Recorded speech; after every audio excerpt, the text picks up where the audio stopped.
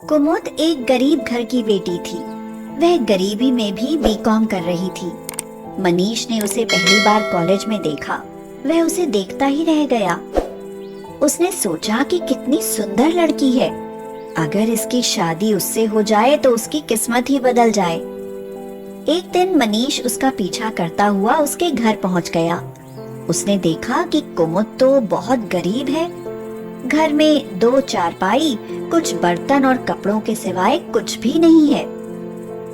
कुमुद के पिता सुखबीर ने मनीष को झांकते हुए देखा तो पूछा, कौन हो साहब? मनीष बोला, क्या ये आपकी बेटी है? हाँ, मेरी ही बेटी है।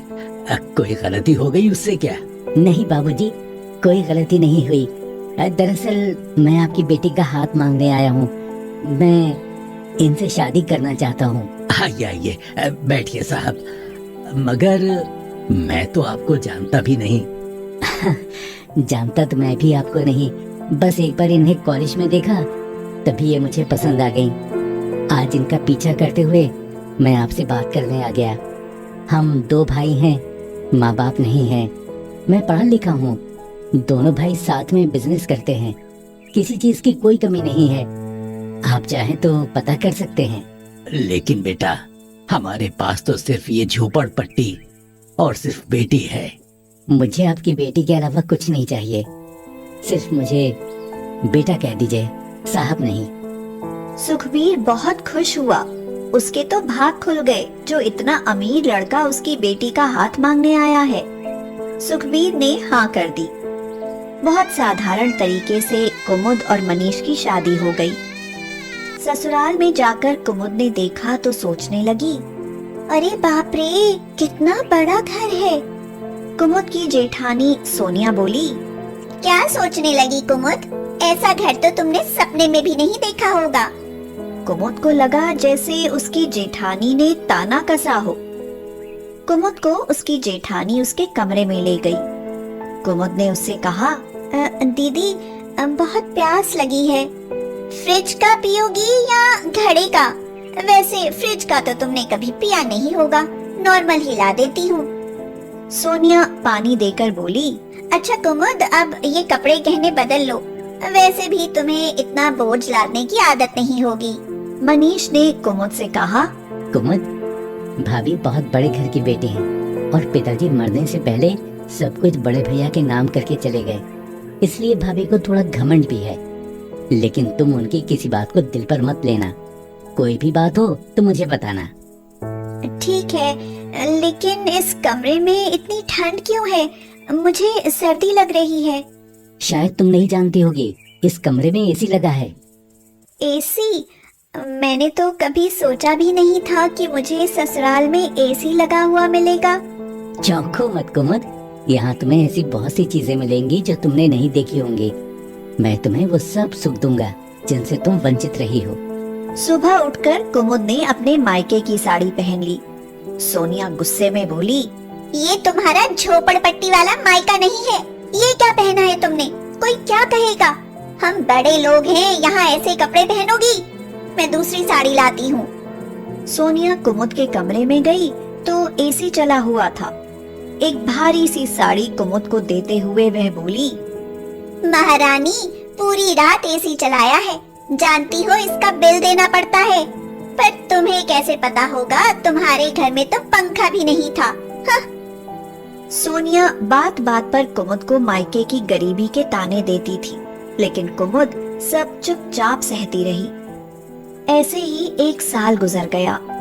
एक दिन कुमुद हॉल का एसी झाड़ू से झाड़ रही थी। अचानक से एसी में स्पार्किंग हुई और वो बंद हो गया। सोनिया जोर से चिल्लाई, तुमने इसमें क्या कर दिया? इसकी कीमत जानती हो?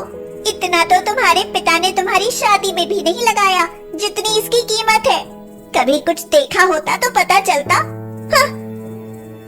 कुमुद अपने कमरे में जाकर रोने लगी। मनीष अपनी भाभी की आवाज सुन रहा था। मनीष आकर सोनिया से बोला, भाभी, ये क्या है? तुम बार बार उसे उसकी गरीबी का ताना देती हो। आखिर वो बेचारी कब तक बर्दाश्त करेगी? तो सोनिया बोली, ओहो, उसके लिए आज भाभी से तेज आवाज में बात कर रहे हो? बर्दाश्त करने की जरूरत ही क्या है? हमने तुम लोगों का ठेका नहीं लिया है। चले क्यों नहीं जाते उसे यहाँ से लेकर? भाभी ये क्या कह रही हैं? और भैया आप भी चुप सुन रहे हैं? तेरी भाभी सही कह रही है मनीष, रोज रोज के झगड़े से अलग होना ही बेहतर है। जाओ, लेकिन यहाँ से कुछ नहीं मिलेगा। बाप की 1 लाख की संपत्ति को करोड़ों में बदला है इन्होंने। दिन रात मेहनत की है। जाओ और जो करना है अपने बलबूते पर करो। मनीष दुखी हुआ। आज तक उसने जो भी कमाया सब भैया भाभी के हाथ में सौंप दिया था। आज उसके पास कुछ नहीं था। कुमुद परेशान होकर मनीष से बोली, अब हम कहाँ जाएंगे? कुमुद मेरे पास कुछ नहीं है। भाभी ने वो देखो तुम्हारा बैग भी पैक करके बाहर रख दिया है। चलो मनीष, जब तक कोई इंतजाम नहीं होता आप मेरे घर चलो। कुमुद मनीष के साथ अपने घर आ गई। बहुत गर्मी थी। मनीष पसीने में तरबतर था। यहाँ पंखा था न कूलर। आपको तो एसी की आदत है ना? एसी के बिना कैसे रहोगे? कुमुद मैं तो रह लूंगा, लेकिन ये देखो तुम्हारे माथे पर भी पसीना है। कुमुद हाथ के पंखे से हवा करने लगी। मनीष उसे प्यार से बोला, रहने दो कुमुद, तुम थक जाओगी। सच बहुत बड़ी बात है बिना एसी के रहना। मैं जल्दी ही कुछ इंतजाम करता हूँ। अगले दिन बाहर से आकर सुखबीर ने कुमुद को लिफाफा दिया। कुमुद ने लिफाफा खोलकर देखा तो वह उसका जॉइनिंग लेटर था। कुमुद खुशी के मारे उछल पड़ी। सुखबीर ने पूछा, क्या हुआ बेटी? तो कुमुद ने कहा, पापा मेरा बैंक मैनेजर की पोस्ट के लिए जॉइनिंग लेटर आ गया। मेरी नौकरी लग गई। अब वो दिन दूर नहीं कि हमारे घर में भी सभी सुविधाएं होंगी। मनीष बेटा, कहाँ थे तुम? जानते हो कुमुद की नौकरी लग गई। बाबूजी बधाई हो, आज मुझे भी एक बहुत अच्छी नौकरी मिल गई है। सब लोग बहुत खुश थे। कुमुद बोली, मनीष अपनी पहली सैलरी से हम अपने घर में एसी लगाएंगे ताकि लोगों को भी पता चले कि हम गरीबों के घर में भी एसी है। कुमुद ने अपने पिता के घर में एसी लगवाया। पूरा गांव देखने के लिए टूट पड़ा। पूरे दिन औरतें गर्मी से बचने के लिए कुमुद की माँ के पास बैठने लगी। एक दिन सोनिया और अमित ढूंढते हुए कुमुद के घर के पास आ पहुँचे। सोनिया ने एक लड़के से पूछा, अरे भाई सुनो, क्या कुमुद का घर यही है? तभी कुमुद बाहर निकली और बोली, अरे दीदी और भाई साहब आप, हम गरीबों के घर आपका कैसे आना हुआ? आवाज सुनकर मनीष भी आंगन में आ गया। आप लोग, किसी ने आप लोगों को यहाँ आते हुए देख तो नहीं लिया? बेकार में आपकी इज्जत खराब हो जाएगी। हमें माफ कर दो कुमुद, तुम घर से क्या आई? हमारे घर की तो लक्ष्मी ही रूठ गई। हाँ मनीष, शेयर मार्केट में मेरा सारा पैसा डूब गया। मैं बर्बाद हो गया। यहाँ तक कि मकान बेचकर कर्जा उतारना पड़ा। भैया बहुत दुख हुआ सुनकर। वो मकान हमारे दादाजी का था। तुम दोनों हमें माफ कर दो। हमको हमारे किए की सजा मिल गई है। दीदी ये क्या कह रही हो? आप बड़ी हो, हमसे माफी मत मांगो, हमें आशीर्वाद दो। आ भैया, भाभी अंदर आकर बैठो। जिस एसी के लिए हमें घर छोड़ना पड़ा, आज हम गरीबों ने भी वो एसी लगा लिया है।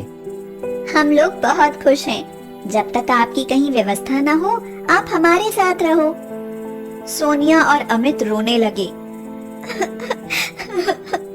तुम दोनों बहुत अच्छे हो। मैंने कुमुद की गरीबी का मजाक उड़ाया और आज मेरे सामने उससे भी ज्यादा बुरे दिन आ गए। नहीं दीदी, दिल छोटा मत करो। हम सब मिलकर सब कुछ ठीक कर लेंगे और फिर से सब एक साथ रहेंगे अपने एसी वाले घर में। एक बार सबके चेहरे पर फिर से एक हंसी लौट आई।